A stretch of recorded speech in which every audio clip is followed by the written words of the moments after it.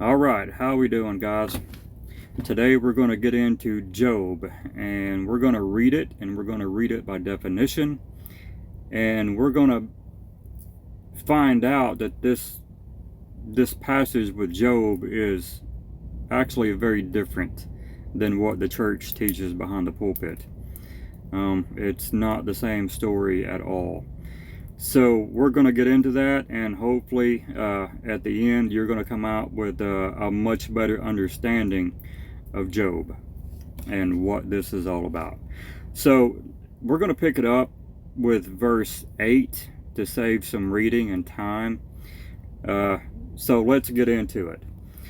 Then the Lord said to Satan, this Lord is capitalized, this is Yahweh, and I'm going to be saying Yahweh, just for clarification. Then Yahweh said to Satan, have you considered my servant Job? For there is no one on earth like him, a man who is blameless and upright, who fears God and shuns evil. Now we're going to click on this verse 8, and we're going to go to the lexicon. I want to show you something. You see, there it is, that Lord, it's Yahweh. And of course, Satan is the adversary. Let's scroll down here to God. You see where it says, a blameless and upright man fearing God. This God is Elohim. Let's click on that. It's this God. It's a plural form. The origin is the plural of Eloah. Oh, actually, this is the plural of Eloah. Let's click on that, and it's just God. So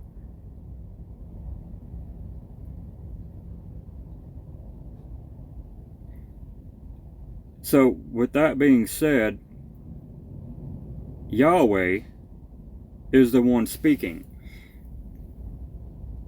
So Yahweh is saying that Job fears an entity, a God, an Elohim, other than me.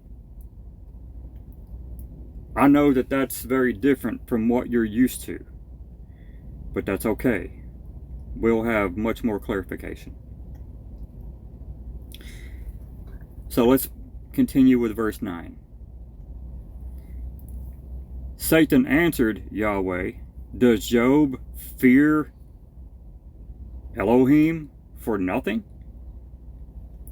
Have you not placed a hedge on every side around him and his household and all that he owns? Have you blessed the work of his hands, and his possessions have increased in the land? But stretch out your hand and strike all that he has, and he will surely curse you to your face. Now that is a very deceptive wording right there. The church is not going to bring this to your attention, so I will. So let's click on verse 11, okay? And again, we're going to the lexicon. We're going to scroll down here to the word curse. Number 1288. It's not curse as what you think it is. Let's click on that. The word curse means to kneel, to bless. And this is what Satan is basically charging Yahweh with. This is a conversation where Satan is talking to Yahweh, and he says, if you do these things, if you remove the hedge and let him basically suffer, then he will kneel and bless you. Are you seeing that conversation? The word curse is very misleading in nature. That's not the definition as what you're thinking. It means to kneel. So, with that being said, let's continue. Very well, said Yahweh to Satan. Everything he has is in your hands, but you must not lay a hand on the man himself. Then Satan went out from the presence of Yahweh. All right, so now we know that the word curse means to kneel. And so Job is going to kneel and bless Yahweh. So where does he do that? Let's skip down here to verse 20. At this point, Job's children has been killed. Everything that he owned has been taken away. All of his servants have been killed. He's basically left with nothing, just his wife. And so here's what happens. Verse 20. Then Job stood up, tore his robe, shaved his head, fell to the ground, and worshipped, saying, Naked I came from my mother's womb, and naked I will return. Yahweh gave, and Yahweh has taken away. Blessed be the name of Yahweh. In all this, Job did not sin or charge Elohim with wrongdoing. Now, this is significant because Job did exactly what Satan said he would do. The word curse, as we covered, means to kneel. Job fell to the ground and worshipped. That is basically the definition of kneeling. He blessed the name. It says it right there. He blessed the name of Yahweh. So Job did exactly what Satan said he would do. Right down to it. He knelt before Yahweh and blessed him. Now, I understand that that is a very different conversation about Job than what you're used to. But just for clarification, just for the sake of future arguments about the word curse, we're gonna look at that a little deeper. We're gonna skip on to Job chapter 3. And in Job chapter 3 verse 1, curse comes up again. Now this curse is a different definition. You see, Job has had a lot happen to him, and so he is at his wit's end. He's done. He's upset. He's ready for it to be over. Job is finally pissed. So here's what he says. After this, Job opened his mouth and cursed the day of his birth. Let's look at this cursed. Again, now Job is pissed.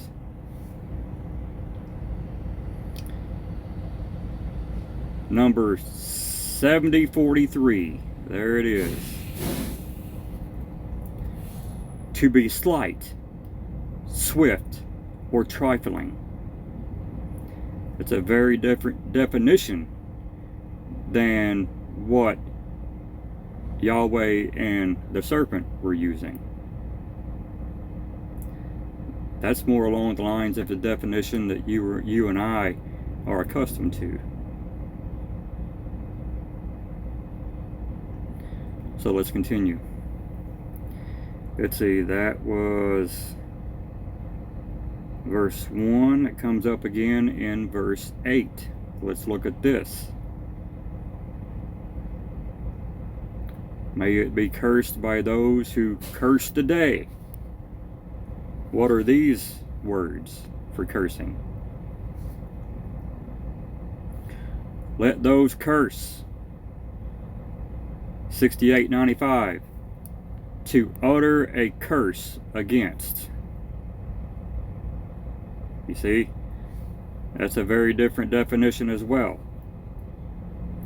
Comes up again. 779. To curse. So this just solidifies what was said in chapter 1, that curse means to kneel and to bless. So that proves it. The conversation between Yahweh and Satan about Job in chapter 1 is a very different conversation than anything that you hear behind the pulpit. Very different. Preachers are not going to tell you that. Just for what it's worth, a little side note here. This Leviathan here, this 3882 serpent, a sea monster.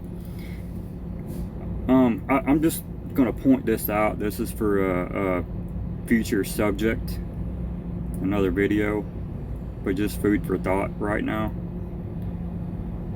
The definition, serpent, sea monster, but the origin of the word is a wreath.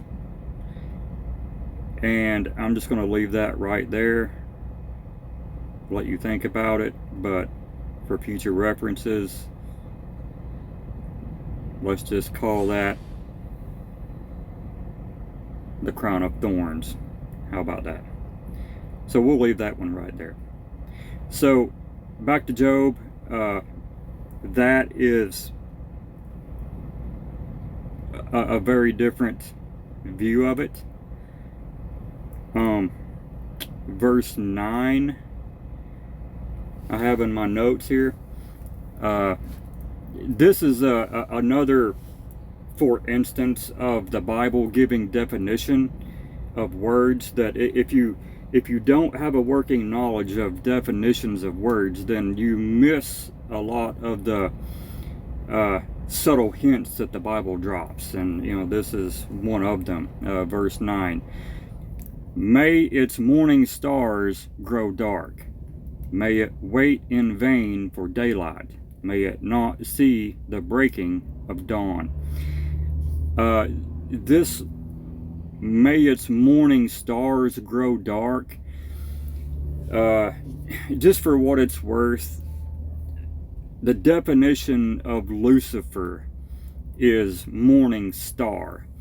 And so, to me, it's kind of, Job is referencing Lucifer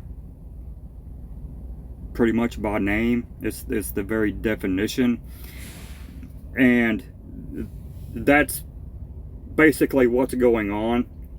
Job is having to deal with the forces of darkness, or the adversary, Satan, and so it seems very fitting that he would say that. So this concludes the video for Job. By far, I am not done with Job. We're just cracking the surface. But for now, I hope you enjoyed it. I really hope you learned something. I hope you study on your own and study for yourself. I can only do so much. I can't do everything for you, but rest assured, I've got hundreds of videos that are still coming, and each one of them is going to be a lot like this one, to where I take you through the Bible, we read it together, and we look at the definitions. Definitions are critical.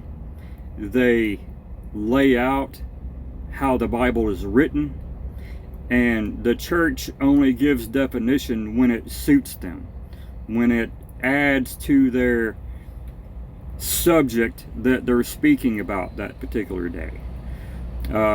That is not what I do here at Bible by Definition. I teach the Bible, and I teach it by definition. I hope you have a great day. I love you, and I'll see you again.